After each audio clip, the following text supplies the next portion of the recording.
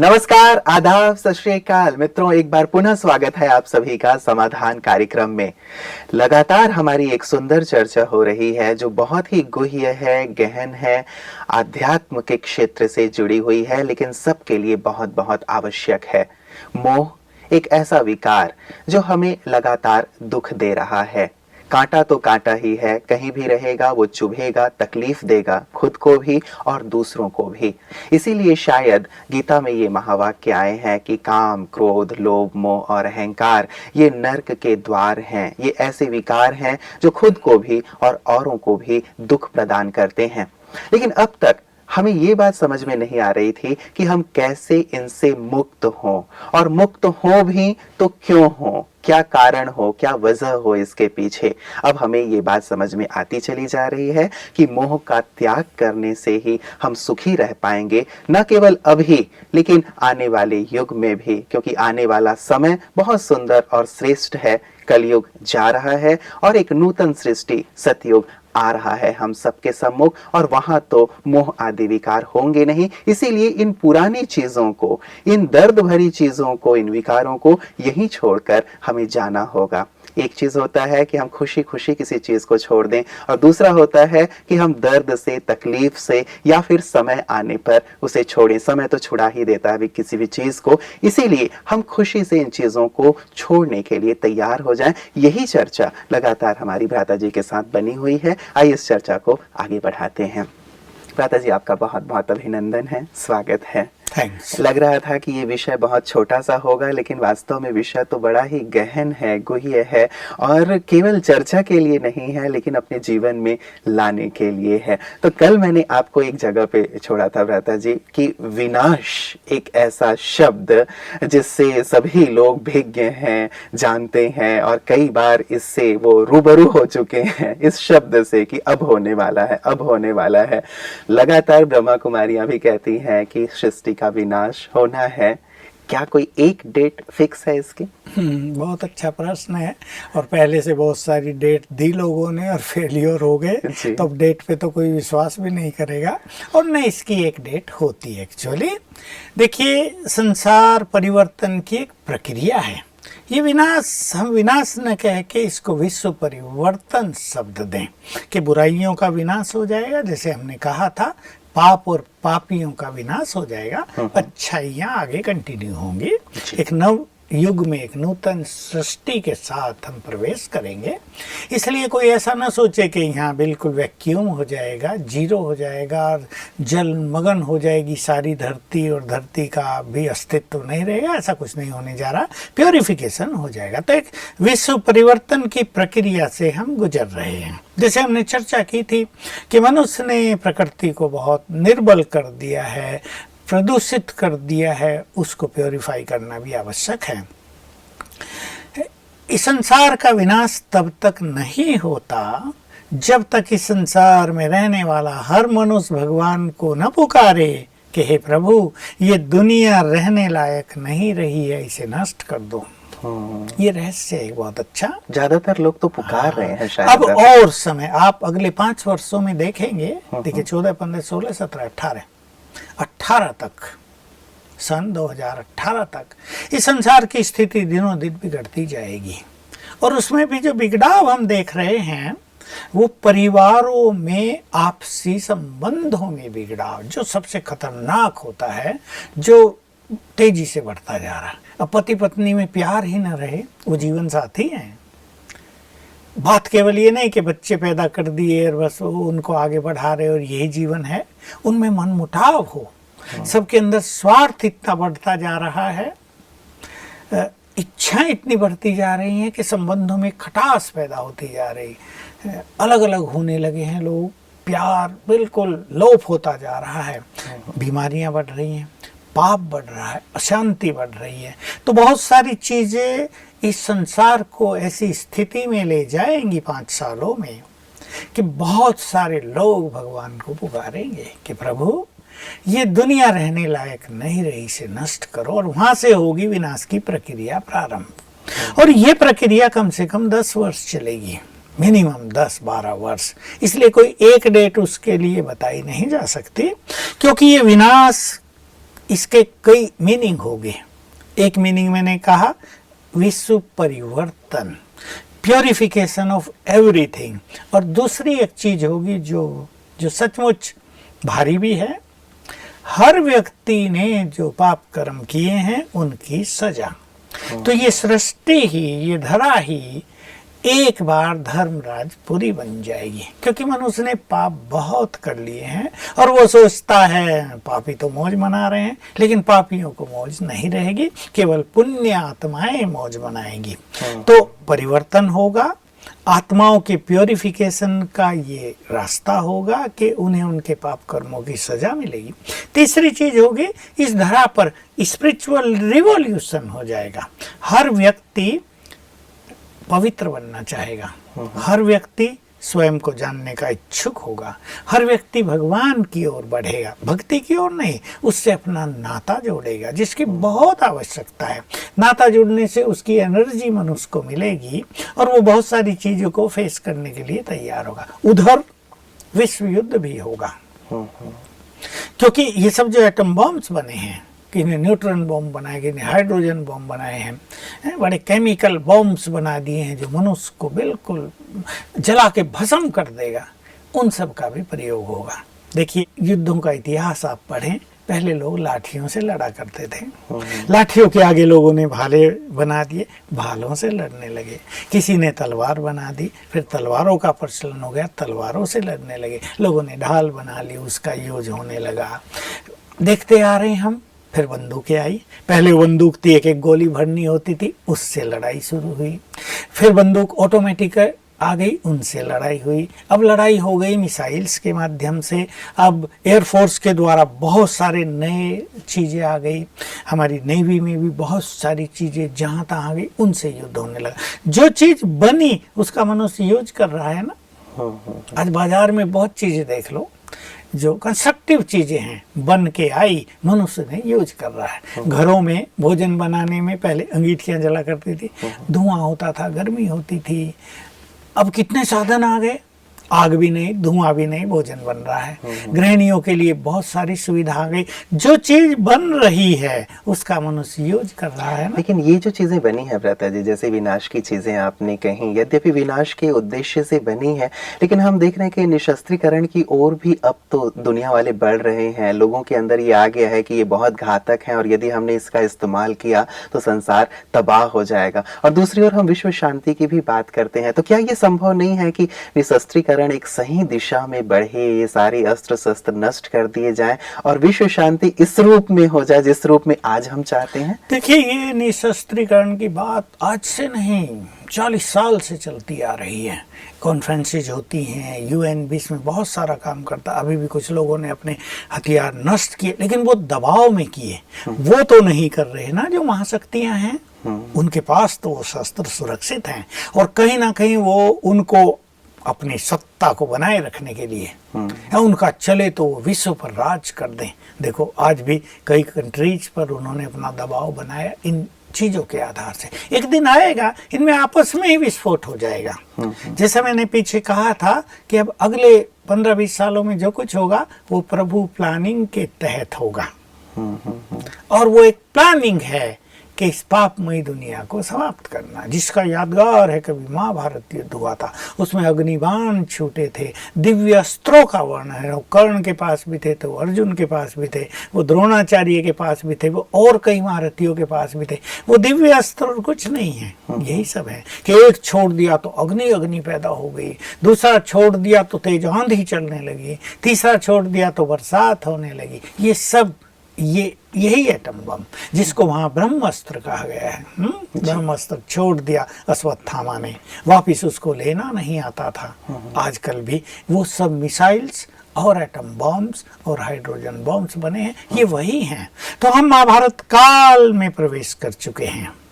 महाभारत काल रिपीट होकर पुनः हमारे सामने है और गीता का भगवान पुनः अवतरित होकर सत्य गीता ज्ञान भी दे रहा है। इसलिए यह भी प्रभु प्लानिंग के अंतर्गत होगा। जैसे हमने कहा था, भगवान ने अर्जुन को अपना विश्व रूप दिखाकर कहा, मैं महाकाल हूँ, मैं सभी का संहार करने के लिए ही प्रवृत्त हुआ हूँ। भगवान ने भी हमें कह दिया, मैं महाकाल हूँ, तुम सबको ले जाने के लिए ही आया हूँ। तो उसकी प्लानिंग के अंतर्गत ये विश्व युद्ध होगा ही। वो आपस में संधि करेंगे, शांति की बात करेंगे, क्योंकि अचानक कोई हाइड्रोजन बम नहीं छोड़ देता है। बहुत वार्ताएं होंगी लेकिन सफल नहीं होंगी, क्योंकि वो काल ही ऐसा आएगा, सभी का ईगो टकराएगा, कोई भी झुकने को तैयार नहीं होगा, कोई भी समझौते के लिए तैयार नहीं होगा, और ये विश्व उस तरह की स्थिति में पहुंच जाएगा। फिर भी इच्छा तो होती है भ्राता जी, जैसे अर्जुन को दिखाया गया है कि वो अब तैयार नहीं हो रहे थे युद्ध के लिए। हमारा भी मन कई बार ये तैयार नहीं होता इस चीज को स्वीकार करने के लिए कि संसार ऐसी विकट स्थिति से गुजरे। हमारी भी यही शुभ भावना है, ऐसा कौन देखना चाहता है। हम तो केवल एक वो चीज बता रहे हैं, कोई ये ना सोचो हम ये चाह रहे हैं, हम तो एक चीज बता रहे हैं कि जो होने जा रहा है। देखिए, मुझे कभी कभी एक विचार और आता है, हमारे वैज्ञानिक इस पर ज्यादा चिंतन करेंगे और विचार करेंगे। एटॉमिक एनर्जी के द्वारा एक बड़ा काम और होगा कि जो इस पूरे स्पेस में बहुत सारी गंदगी हो गई है, अगर इसको एक अच्छे माइक्रोस्कोप से देखा जाए तो लगेगा सांप तैर रहे हैं, बड़े बड़े बिच्छू घूम रहे हैं, क्या क्या घूम रहा है इस वायुमंडल में, एकदम प्रदूषण से भरा हुआ है हमारा है सारा वायुमंडल। ये एटॉमिक एनर्जी के द्वारा प्योरीफाई हो जाएगा, सारी गंदगी जलकर नष्ट हो जाएगी। और जैसा मैंने एक दूसरी बात कही थी कि संसार ऐसी स्थिति में पहुंचता जा रहा है कि कोई भी मनुष्य यहाँ रहना नहीं चाहेगा, और finally third world war will become the main cause of peace. It will bring peace on this earth. क्योंकि जब शांति के सभी प्रयास निष्फल हो जाते हैं तो इसी तरह से शांति स्थापित की जाती है। ये प्रभु प्लान है, इसको हम विश्व ड्रामा में बनी हुई एक योजना भी कह सकते हैं। तो केवल विनाश ही नहीं होगा, एक नए युग के लिए प्योरिफिकेशन भी होगा। और भी बहुत सारी चीजें हैं। देखिए, जो सूरज पर काम करते हैं वो जानते हैं कि बहुत सालों से, अरबों सालों से चलता आ रहा है, इसकी एनर्जी धीरे धीरे कम होती जा रही है। ये जो एटॉमिक विस्फोट होंगे, इससे इन सभी ग्रहों को, स्टार्स को पुनः एनर्जी प्राप्त होगी और ये सभी चीजें अपनी मूल स्थिति में पहुंचेंगी। तो एक और डिस्ट्रक्टिव स्वरूप है इनका, विनाशकारी स्वरूप, दूसरी ओर कंस्ट्रक्टिव स्वरूप है। इनसे बहुत चीजों का निर्माण भी होगा और हम देखेंगे कि एटॉमिक एनर्जी के यूज करने से बहुत सारी चीजें प्योरीफाई भी हो जाएंगी। ये तो अभी भविष्य के गर्भ में है, क्योंकि एटम बम छूटे नहीं है, वो जो पहले छूटे थे तो बेबी बम थे।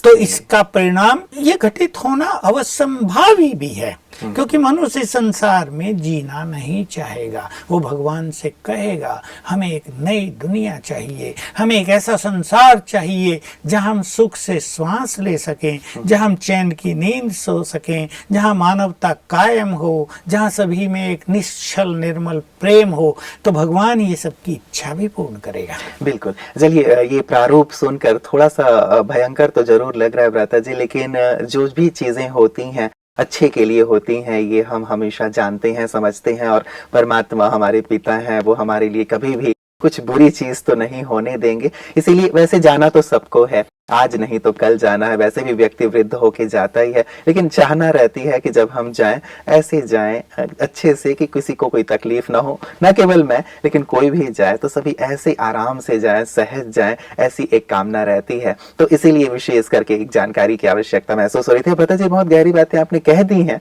इस पे चिंतन तो अवश्य करेंगे कि न केवल ये जो विनाश है, बल्कि ये एक स्थापना को लाने वाला है, एक सुंदर सृष्टि को लाने वाला है। शायद जब हम उस चीज पर विचार करते हैं तो लगता है कि शायद ये बहुत ज्यादा कल्याणकारी है। जैसे मैं कहूँ, एक कोई परिवार एक मकान में रह रहा है जी। अभी मकान 100 साल पुराना हो गया। मेरे पास एक परिवार आया था अभी बेंगलोर में, उनका मकान 100 साल पुराना। अब वो मेरे से पूछ रहे थे इसको बेच दें, गिरा दें, नया बना ले। बिल्कुल सीधी सी बात है, 100 साल पुराना मकान तो जर्जरीभूत हो जाता है, बहुत बड़ा मकान है, उसको गिरा के नया बनाना ही उचित है। लेकिन जब उसको गिराया जाएगा तो कैसा लगेगा लोगों को? 100 साल से बिल्डिंग खड़ी थी, इन्होंने गिरा दी, लेकिन जब नया खड़ा होगा तब प्ररूप कितना सुंदर होगा। तो यही बात इस सृष्टि की है, ये नई पुरानी होती, फिर पुरानी से नई बनती है। तो जब पुरानी को गिराया जाता है तो लगता तो है बड़ी सुंदर थी, रह रहे थे मजे से, लेकिन जब नई बन जाएगी तो लगेगा it was really very good. जैसे आपने कहा सब कुछ अच्छाई के लिए होता है, और भगवान तो हमारे पिता हैं, वो भला अपने बच्चों को कष्ट थोड़ा ही देंगे, वो तो सबके कष्ट निवारण के लिए आए हैं, और कष्ट निवारण के लिए ये सब काम होंगे कि थोड़ा सा कष्ट और हजारों साल तक आनंद सुख शांति हो जाए। ये बहुत अच्छी बात भ्राता जी आपने कही। जैसे कई बार हमें कड़वी दवा पीनी पड़ती है थोड़े समय के लिए, लेकिन फिर लंबे समय तक हम स्वस्थ रहते हैं, किसी प्रकार की तकलीफ नहीं होती। शायद ये भी ऐसी ही एक प्रक्रिया होगी। थोड़ी तकलीफ तो अवश्य प्रतीत होती है हमें कि जब कभी इस प्रकार की घटनाएं होती हैं तो, लेकिन शायद एक लंबे समय के लिए एक नूतन सृष्टि में हम सब आनंदित रहेंगे। एक दूसरी चीज जो भ्राता जी इसके साथ जुड़ी हुई है, जिससे हमने चर्चा पहले प्रारंभ की थी, नष्टो मोहा के साथ स्मृति स्वरूप, जो मुझे लगता है कि बहुत बहुत इंपॉर्टेंट है सभी के लिए, योगियों और साधकों के लिए तो बहुत इंपॉर्टेंट है, और साथ ही हमारे अन्य भाई बहनों के लिए। कैसे अपने आप को हम स्मृति स्वरूप बनाएं, कैसे उसकी स्मृति में लगे रहें, और ये स्मृति स्वरूप स्थिति क्या है, उसके साथ साथ इससे लाभ क्या है, वो भी जरूर प्रकाश मिलाएं। किसी मनुष्य के जीवन में 20 साल पहले कोई, मान लो मैं एक निगेटिव बात कहूँ, बड़ी दुखद घटना हुई हो, अब 20 साल के बाद आज वो घर में बैठा और उसे वो याद आ गई, तो वही दुख की फीलिंग फिर होने लगेगी। बिल्कुल। किसी के जीवन में 5 साल पहले बहुत एक एंजॉयमेंट वाली चीज हुई हो, आज उसे याद आ गया, तो वो यहीं बैठे बैठे बहुत एंजॉय करेगा। तो जैसी चीज हमें याद आती है, इसको कहते हैं स्मृति। स्मृति माना याद आना, वैसा ही हमारा स्वरूप बन जाता है। माता जी बैठी बैठी आंसू बहा रही, बच्चे ने पूछा मम्मी क्या हुआ, वही कुछ याद आ गया। तो जो याद आया उसका स्वरूप बन गया। हमें भी जो चीजें याद आ जाएंगी, जो हम भूले हुए हैं, हमारा जीवन उसका स्वरूप बन जाएगा, हमारा मन उसका स्वरूप बन जाएगा। अब याद आने की बात तब संभव है जब भगवान आकर हमें स्वयं याद दिलाते हैं, क्योंकि बात पूरे 5000 साल की है, सतयुग, त्रेता, द्वापर और कलयुग की है। जब से हम परमधाम घर से आए थे तब से बात है। तो भगवान ने इस समय आकर हमें याद दिलाया, बच्चे तुम आत्माएं हो, पहली स्मृति ये दिलाई, और हम में से सबको याद आ गया। हम ये देह नहीं हैं, देह तो हम बदलते आए हैं, अब इस देह में हैं, कल किसी और देह में होंगे। दूसरा याद दिलाया कि संसार में आने से पहले तुम आत्माएं मुक्ति धाम में थी, जो मेरा धाम है, जो तुम्हारा असली घर है, जिसे तुम सब भूल गए हो। कोई नहीं जानता हम कहाँ से आए हैं। किसी बड़े विद्वान से बस केवल इतना ही कहते हैं कि ऊपर से आए हैं और ऊपर ही जाना है, ऊपर की ओर देखते हैं। तो याद दिलाया तुम तो मुक्ति धाम से आए थे, और जब तुम आए तो परफेक्ट थे, तुम मुक्त थे, वहां तुम मुक्त थे। याद दिलाया, याद आया, हमें याद आया, और हम उस स्थिति को फील करने लगे। जैसे मैंने कहा था, माँ बैठे बैठे रोने लगी, हम उस गहन शांति को फील करने लगे। फिर याद दिलाया कि तुम जब पहले पहले वहां से संसार में आए तो तुम सतयुग में आए थे, वो देव युग था, तुम परफेक्ट थे, तुम सर्वगुण संपन्न थे, तुम संपूर्ण पवित्र थे, वहाँ प्रकृति सतो प्रधान थी, ये संसार धन धान्य से भरपूर था, रोग शोक ये सब जो आजकल तामझाम है ना, पुलिस, जेल, कोर्ट, मिलिट्री, ये सब नहीं थे।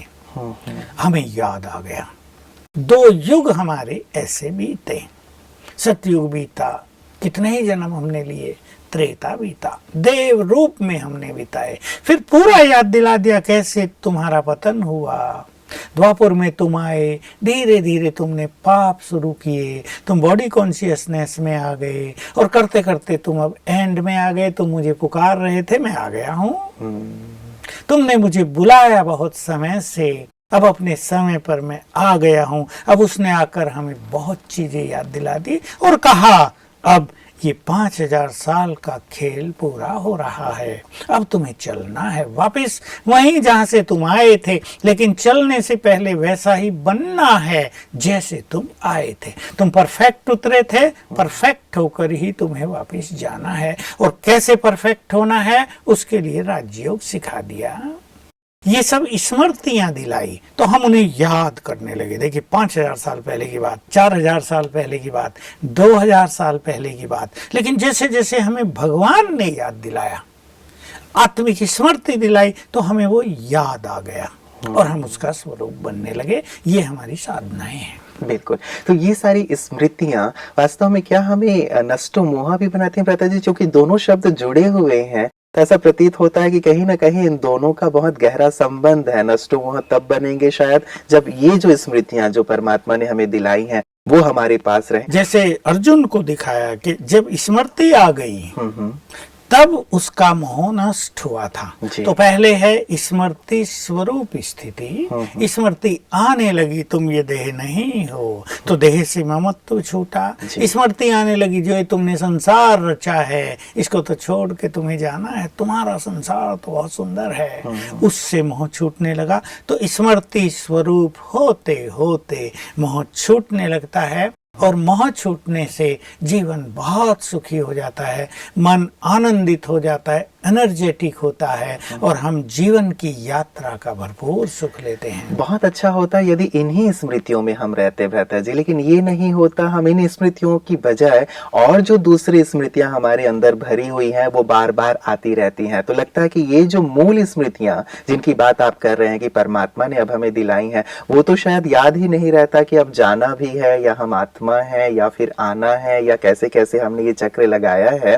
बाकी दूसरी स्मृतियां रहती हैं। तो ये जो दूसरी स्मृतियां हैं वो हटती चली जाएं और इन मूल स्मृतियों में हम सदा बने रहें, इसके लिए क्या किया बिल्कुल जाए? अच्छी बात है। जैसे याद हो आपको, पहले हमारे पास कैसेट्स होती थी, उनमें कुछ भरा होता था, गीत भरे, लेक्चर भरा, हम दूसरा उनमें भर दें तो पहला डिलीट हो जाता था। जी। तो ये जो पुरानी बहुत पास्ट की नेगेटिव एनर्जी भी, नेगेटिव स्मृतियां भी बहुत हमारे सबकॉन्शियस माइंड में भरी हुई हैं, जिसको मनोवैज्ञानिक अनकॉन्शियस माइंड कह देते हैं, जो एक्टिव नहीं है। सबकॉन्शियस माइंड की एक्टिव होती रहती है, अनकॉन्शियस माइंड की एक्टिव नहीं होती। लेकिन गोल्डन एज की सुंदर स्मृतियां भी अनकॉन्शियस माइंड में हैं। तो जैसे जैसे हम नया रिकॉर्ड करते जाएंगे तो पुराना डिलीट होता जाएगा, और यही चीज हमें ईश्वरीय ज्ञान से प्राप्त होती है कि नई स्मृतियां हमारे पास बहुत आए। इसलिए हमारी स्पिरिचुअल साधना करने वाले लोग बहुत अच्छी तरह जानते हैं, हम अपने 5 स्वरूपों को याद करें। हमारा देव स्वरूप, हमारा पूज्य स्वरूप, हमारा ब्राह्मण स्वरूप, फरिश्ता स्वरूप और आत्मिक स्वरूप। इन्हें याद करते करते नई सुंदर स्मृतियां प्रिंट होती जाएंगी, पुरानी स्मृतियां डिलीट होती जाएंगी, और हम बहुत फ्रेश होते जाएंगे। हमारा सबकॉन्शियस माइंड, हमारा अनकॉन्शियस माइंड क्लीन होता जाएगा। मैं नो स्मृति, पुरानी कुछ है ही नहीं, जो हम नई प्रिंट करेंगे केवल वही रहेंगी, और उसका हमें बहुत सुख मिलेगा, हम उसको बहुत एंजॉय करेंगे। तो ये तरीका है। रोज रोज जब हम सवेरे ईश्वरीय महावाक्य सुनते हैं तो शिव बाबा हमें स्मृतियां ही तो दिलाते हैं। शिव बाबा के लेक्चर नहीं करते थे, आत्माओं को देखकर उन्हें बहुत कुछ याद दिलाते थे, याद दिलाते हैं, और वो हमें याद आने लगता है। भगवान जब बैठ के याद दिलाए कि तुम्हें भूल गया, 2000 साल पहले तुमने ये किया था, हमें याद आने लगता है। तो वो स्मृति भरते भरते पास्ट की जो नेगेटिव स्मृतियां हैं, जो आजकल बहुत चलती हैं, जिससे मनुष्य दुखी है, वो खत्म होने लगती हैं, और हम जीवन की यात्रा को सुखद पाते हैं। भ्राता जी, ये तो जो साधना के मार्ग में चल रहे हैं, आपने बहुत सुंदर 5 स्वरूपों की एक अच्छा अभ्यास बता दिया, या साथ ही मुरली का वो रोज ही श्रवण करते हैं। लेकिन जो हमारे भाई बहन जो अभी घरों में रहते हैं या विद्यालय से नहीं जुड़े हुए हैं, वो अपनी इन जो पुरानी स्मृतियां हैं, जो ज्यादातर दुखद हैं, जिन्हें याद करके वो परेशान होते रहते हैं, वो क्या अभ्यास करें ताकि पुरानी स्मृतियां नष्ट हों और ये जो सुंदर स्मृतियां परमात्मा ने हमें दिलाई हैं उनमें रह करके वो अपने जीवन का उन्हें भी ईश्वरीय ज्ञान लेना ही होगा, अपने बारे में रियलिटी को जानना होगा। उन्हें थोड़ा सा वक्त निकालकर वो राजयोग सीखें, और फिर राजयोग में एक बहुत अच्छी चीज सिखाई जाती है, स्वमान। उसकी वो बार बार प्रैक्टिस करेंगे तो पास्ट की जो स्मृतियां उन्हें कष्ट दे रही हैं वो नष्ट हो जाएंगे, और स्वमान की स्थिति से उन्हें बहुत अच्छी फीलिंग होगी। बहुत सुंदर। चलिए भ्राता जी, आज ये जो गहन चर्चा हमारी रही है, वास्तव में मुझे इतनी गहन लग रही है, तो मैं समझता हूँ सभी हमारे जो दर्शक हैं उन्हें भी बहुत गहन लग रही हो, लेकिन इस पे चिंतन जरूर वो करें और इससे अपने जीवन में ला करके पुरानी स्मृतियों से मुक्त होते जाएंगे, ऐसा हम उम्मीद रखते हैं। आपका बहुत बहुत शुक्रिया। मित्रों, वास्तव में आज की जो चर्चा हमारी रही है, क्या होने वाला है भविष्य में संसार का, बहुत ही गुह्य है, गहन है, विचारणीय है। डर की बात नहीं है, लेकिन केवल एक जानकारी की बात है। जैसे सुनामी आने वाली हो तो उसका भी फोरकास्ट किया जाता है, भविष्यवाणी किया जाता है कि भाई अपनी अपनी व्यवस्था कर लें, या भूकंप आने वाला है तो भी उसकी भविष्यवाणी कर दी जाती है। तो अब परमात्मा ने भी, जैसे भ्राता जी कह रहे थे, महाकाल हैं वो, संसार की सब आत्माओं को ले चलने के लिए आए हैं। न केवल ले चलेंगे, लेकिन एक सुखद समाचार ये कि जैसे घर बहुत पुराना हो गया हो, 200-300 साल पुराना हो, जगह जगह से वो चू रहा हो, टूटा हुआ हो, बरसात में भी हमें परेशानी हो रही हो, दीवारें टूटी हुई हो, तो घर का मालिक ये करता है कि घर को गिराकर एक नया घर बनाता है। परमात्मा इस सृष्टि के नियंता हैं, हम सब के माता पिता हैं, दुख हरता सुख करता है, वो हमारा कल्याण चाहते हैं, इसीलिए उन्हें परमात्मा शिव कहते हैं। तो वो भी अब इस पुरानी सृष्टि की जगह पे एक नूतन सृष्टि का निर्माण कर रहे हैं, जिसे हम स्वर्ग कहते हैं, बहिष्ठ कहते हैं, हेवन कहते हैं। और उसी के लिए वास्तव में अब हम सबको तैयार होने की आवश्यकता है। लगातार जो हम चर्चा कर रहे थे, एसेंस रूप में यही है कि अब हम सबको उस नूतन सृष्टि के लिए अपने आप को तैयार करना है। परमात्मा दिव्य गुणों से हमारा श्रृंगार कर रहे हैं, परमात्मा हमें वो शक्ति प्रदान कर रहे हैं, परमात्मा हमें स्मृतियां दिला रहे हैं। अब उन स्मृतियों में रह करके हमें पास्ट को भूलते हुए एक नए भविष्य की ओर बढ़ते चलना है। नई बात है, लेकिन विचारणीय है, चिंतनीय है, इसलिए इस पर जरूर विचार कीजिएगा, चिंतन कीजिएगा। आशा है कि आपको ये बातें बहुत बहुत गहराई से सुकून प्रदान करेंगे और भविष्य के लिए तैयार करेंगे। नमस्कार।